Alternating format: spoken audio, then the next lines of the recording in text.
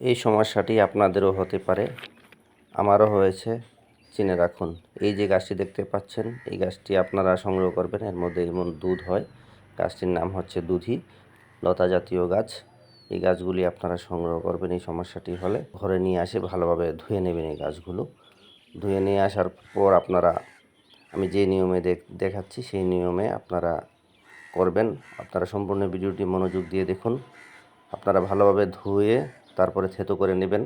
ভালোভাবে ধুয়ে নেবেন যেন এর মধ্যে কোনো মাটি না থাকে।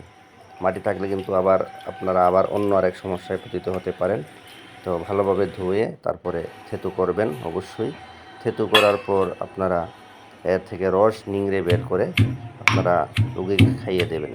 পেটের যত সকল সমস্যা আছে, ডায়রিয়া, আমাশয়, তো আমি আমাশয়জনিত সমস্যার জন্য এটি ব্যবহার করছি।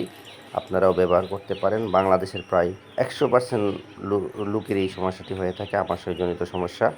ইনশাআল্লাহ আপনারা এই নিয়মে ব্যবহার করবেন, আপনাদের আমাশয় ইনশাআল্লাহ সম্পূর্ণরূপে ঠিক হয়ে যাবে। অবশ্যই এটি ছেঁকে নেবেন যেন রোগীর কোনো খেতে কষ্ট না হয়। ভালো থাকবেন। আল্লাহ হাফেজ।